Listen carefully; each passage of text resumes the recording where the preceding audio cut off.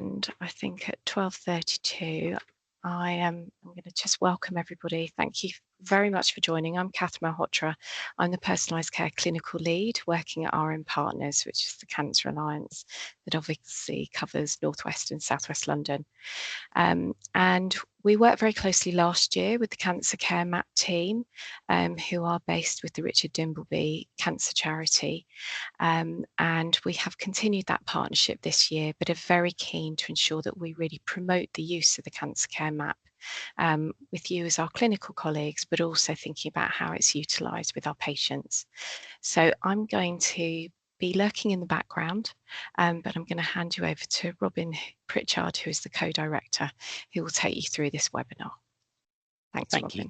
Thank you, Kath. So I'm Robin Pritchard. I'm one of the co-directors at Cancer Care Map, and I'm just going to sort of explain a bit more about who we are, what we do, how Cancer Care Map works, and how we can work with you to help signpost support services to patients and carers across the region. I'm going to start off by playing a short film, which should hopefully work now. So just bear with me.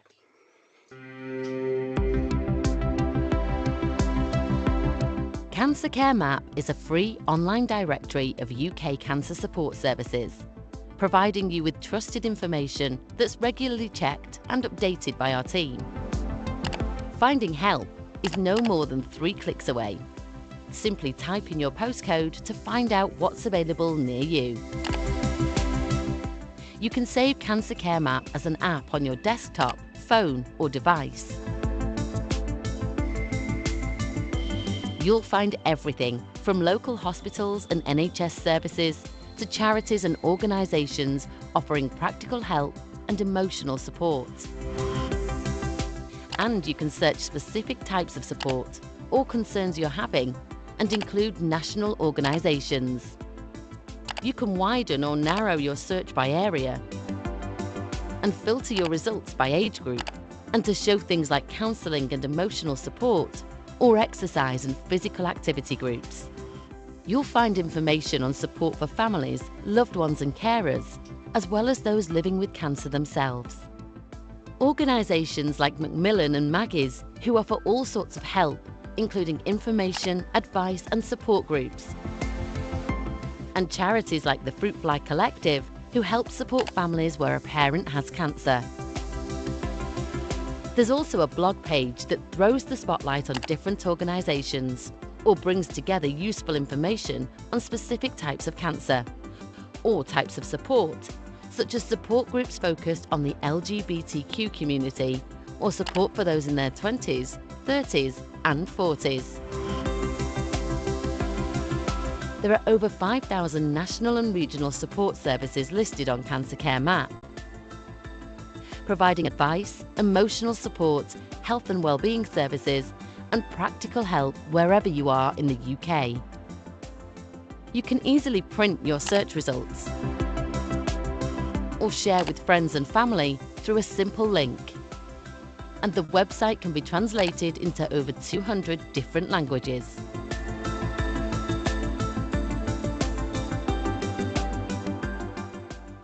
To find the help you need, put in your postcode today and see what's there for you.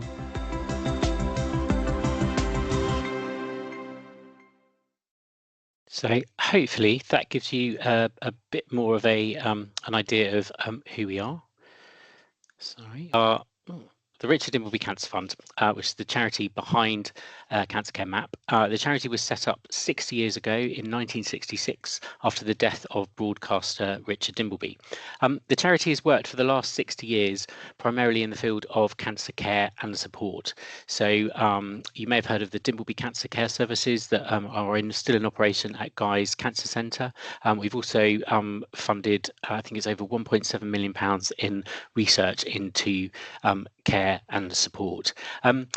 Back in 2018, we launched what is now the Cancer Care Map website, and it very much was from people coming to us at the charity and saying, sort of contacting us personally and saying, we know what you're doing in London.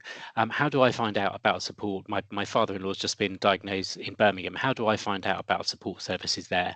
And so we did some sort of research with Guy's and St Thomas's, and it became quite clear that there was a bit of a gap, and it was quite sort of patchy in terms of how you found out about care and support information. So we launched the Cancer Care Map website. And essentially, it's a really simple, as the film said, a simple directory of care and support services. And we include everything from local charities, national charities, community groups, practical help, anything really that can help anyone living with cancer or affected by cancer, so their families, carers, loved ones, during and beyond treatment. The film said we've got over 5,000. We've actually got nearly 6,500 support services now listed on Cancer Care Map. And the key thing that we do is that we check and update that information continually. So I've got a small team of people who, we're not AI, we're actual people who are picking up the phone and contacting these services. Sort of every 3 to 4 months, each individual listing is checked to make sure that the information we have is current and up to date. As you're probably aware, things are changing all the time, and we've sort of understood really quickly that so many directories that were being produced and mapping that was being done, as soon as it's been produced, it kind of goes out of date. Sort of a recent example of this is all the Macmillan financial support services. So we've done a big piece of work over the last sort of 6 weeks to really understand how all those services have changed and where they now sit, and to make sure that all the information that we have on Cancer Care Map is correct, so that we're not sending people sort of off on sort of wild goose chases for information that actually isn't operating anymore. So the search works in a really simple way. So on the homepage, you can type in your location, you can put in a keyword, or you can just leave it blank, and it will come up with everything in the local area. You can also include national services. So there are lots of sort of helplines, online information, amazing podcasts, video support, things like that. So there's lots of information out there as well that, especially for people that live in more remote areas, who they don't necessarily have a big Macmillan Centre or a Maggie Centre on their doorstep. There's lots of support out there that's being offered. We present information, you can see straight away sort of how far away from you services are, and we present information in a really sort of clear and accessible way. So you can see straight away what the services is offering, where it's offered, who it's available to, and really importantly, if there's a referral process involved, or if there's any payment involved, if services aren't offered for free, then we make that really explicit so people can see straight away. You can see down at the bottom when it was last updated. So it said everything has been updated within the last 3 to 4 months.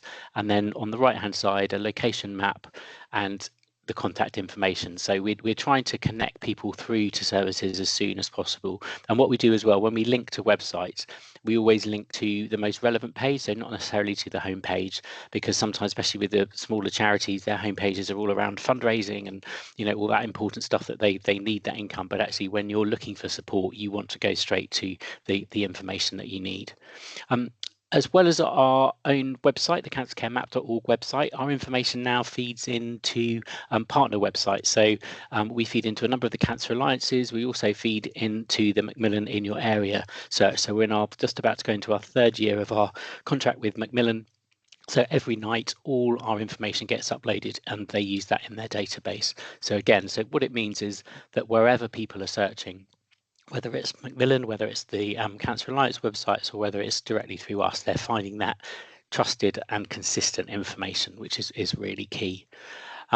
And that's kind of as simple as it is, really. We're a really small organisation. Myself and my colleague Paula run the charity. We've got a small team of an information team who keep all that information updated. So if you have a look at Cancer Care Map, if you haven't already, if you find anything or that you want to talk to us about, just get in touch. Or equally, if you're aware of any support services in your area that we should know about, just get in touch. We're a very proactive and reactive team, so we update everything in real time. So if you let us know about something, we will get that checked and updated straight away. We also have, I think we mentioned in the film, there's a really active blog page as well. So if there are services or initiatives that you're involved in that you'd like to sort of promote through our website, we can do a blog and then put that out through our social media as well. And that's it. And very happy to answer any questions, really. Thank you. Thanks, Robin. Fantastic, very slick presentation. Has anybody got any questions or comments? Kate, I can see you've got your hand up there. Thanks, Kath, and thank you, Robin. That was really interesting and what a fantastic resource. I'm amazed that you're keeping it so well up to date, because we've had these initiatives before, but the reason they've fallen apart is because of the lack of keeping it up to date. So I'm thrilled that you do it as often as 3 to 4 months.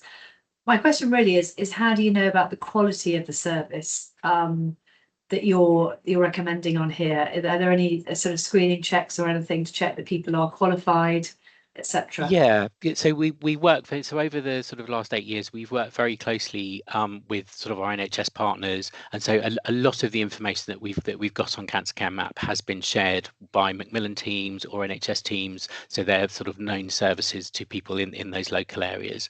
If organisations contact us directly to ask to be added to the database, we have a very sort of a series of sort of checks and criteria that we sort of ask them, and especially with health and wellbeing services, I think it's really important. We would look for expected accreditation. We would look for make sure that there's the expected disclaimers on their websites as well, if people are, especially if it's around sort of diet and nutrition or physical exercise, that people do sort of check with their oncology team before making any of those sort of changes. But again, we're not recommending services, it's signposting, so we don't necessarily have direct relationships with them, but we do sort of sense check and go out, and if anyone's ever concerned about a service that we have on there, do speak to us, and we would sort of check with them. But because we are actually a team of real people, so if something doesn't look quite right to us, or if someone sends us some information and it's a bit sort of vague and doesn't really have that accreditation, then we would contact them and find out more. So yeah, we're continually doing that sort of human checking of those services. Brilliant, thank you so much. Thanks, Robin, and thanks, Kate, for the question. I appreciate a couple of people probably just joined the call now. We've actually run through the presentation, but we've recorded this session, so I'll make that available if you've missed any of the information. Has anybody else got any other questions or comments? Beverly, I can see your hands up. Thank you. Yeah, thank you, Robin. That was really interesting. It's a really useful resource. I work as a social prescriber in Hillingdon, and I just wanted to ask you, obviously lots of organisations and charities on that mapping. Would you add something like cancer support groups? For example, I'm just in the process of setting up cancer support groups for both men and women in Ruislip, and is that something that you would necessarily add to your mapping on there? Yes, absolutely. Absolutely, yeah. And we can put stuff on as well, so we can put individual groups on. We can put, especially if there are courses that are run for particular sort of like a 6-month period or something, we can put those on and then take them off and add them again at another point. So yeah, it's basically anything and everything that is helpful. Like I think as we've grown, so we're adding, so we've got say nearly 6,500 on there at the moment. We are adding and taking away stuff all the time. It's continually expanding, and we are sort of, as when we started, it was very much sort of focused on specific cancer support services, but actually as we've grown, we've got broader support on there as well, again, because especially if you're in sort of more rural areas, you might not have those specific cancer support groups, but there are other community support and offerings out there that will help. So again, we kind of refer everything back to cancer, but it is sort of understanding also that people quite often are living not just with cancer, there's other things going on as well. So whether that's some financial support, housing support, all those kind of things, help with family and children, it's just anything that could be useful. Because, and again, I think a lot of the time people, you don't know what you don't know, and we know that people are given support information at the point of diagnosis, but at that point that's not what they're focusing on, and they're so overwhelmed, and that information just falls by the wayside. So hopefully you can trust that your patients can go on to Cancer Care Map at any point, sort of during and after treatment as well, when they're sort of ready and receptive to getting that help and support. Perfect. Okay, thank you. Thanks. Thanks, Robin. And Beverly, I can see that Fiona Hussey over at the Macmillan Centre Yes, I was just over at going to Hillingdon. read that. I saw it flick up. Yeah, so she's added that the other groups in Hillingdon are also there already. So it'd be great to sort of widen that group. And that's Perfect. definitely, I think, one of our ambitions is to really encourage people, no matter how focused or targeted your groups might be, and there may be some restrictions, it's still really useful information to have on the Cancer Care Map, because it's another way of promoting all the great work that's happening out across all our areas. Now, Ketcha, Sure. I can see Thank you've been waiting, so please And ask that's okay. away. Yeah, I mean, great work, Robin. I'm a bit, I suppose, embarrassed that I didn't know about this, having been in cancer care for all my career. So really, and it comes really timely time, because we are doing something similar, but for our what we can offer locally, and obviously have tapped into this map as well, I can see, which is brilliant and great for our patients that aren't living as close to our sites. But I'm just wondering, for the Alliance here, have you identified, or is there a bit of work for us to do around doing a bit of gap analysis, i.e. now we've got really good oversight about what we have? Because I do get approached from time to time with my PPI hat on about, can we set this up? Can we set that? And you with limited resources, you sometimes wonder, where do you put your energy? So is there any sort of top headline insights that you think maybe as organizations we could really maybe hone in on, other than the ones we already know, which is always around mental health and support and exercise, etc.? Yeah, and I think we're doing more and more in terms of digging into the analytics of what people are searching and where people are searching, and where people, if ever people get 0 results as well. And we find generally, mostly when we only get 0 results if there's someone's put some sort of gobbledygook into the search, or made a mistake. So we very, very rarely, we always seem to return some kind of help and support. But that kind of analysis of understanding sort of any unmet needs is something that we're really keen. And because we're working with the alliances all across the country as well, we can start to build up that national picture. But in any insight, I think we'd be very happy to work with you across the RM Partners sort of region to look at some of that work as well. I meant to say as well, we produce patient leaflets as well. So if anyone would like patient leaflets sent out to your centres, we can send those out for you. Just contact me directly, and we can get those out to people. And we're also always looking for opportunities to talk to, whether it's healthcare professionals or patient groups or health and wellbeing days. We're always really keen to sort of get involved. So if there's any opportunities, because I think the thing that we again have learned over the last sort of 8 years is you can't just tell people once. You've got to tell people again and again and again. And at some point, when it's the right time for someone, it will sink in and resonate, and they'll go and have a look for that support. So sort of repeating that message that there is support out there is really important. Thanks, Robin. Kate, I can see you've got your hand up again. Sorry, it's another question really, just really asking, is this very much at the end of the pathway, Robin, or are you also promoting prehab on here? Yes, it's all the way through. So yeah, we did a lot of work a couple of years ago, kind of on our, because there's lots of tagging that we do sort of behind the actual sort of front listing to make sure that all those search keywords are there attached to listings. So yes, we have prehab services, rehab services, and it's at any support at any point, and the same not just for the patients as well, but for carers and families as well. Thank you. Thanks, Robin. And I suppose in response to Ketcha's comment, last year we worked closely with Robin, and very much you were great linking in with the individual services and doing more sort of local promotional work. What we're trying to do this year, exactly as you've suggested, is really understand what the data currently tells us, what's out there in our local area, but what's missing.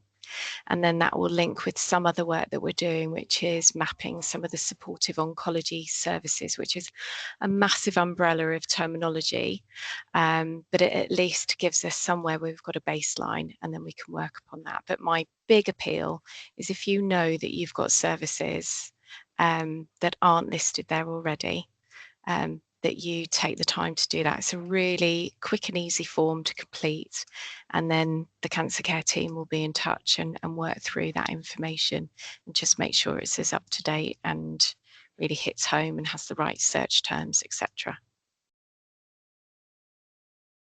So I'm just looking to see if there are any further questions or comments.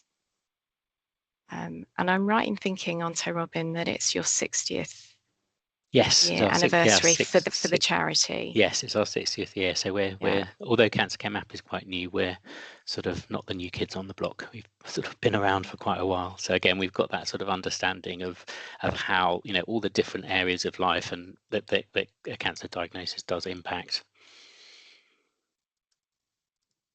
Okay.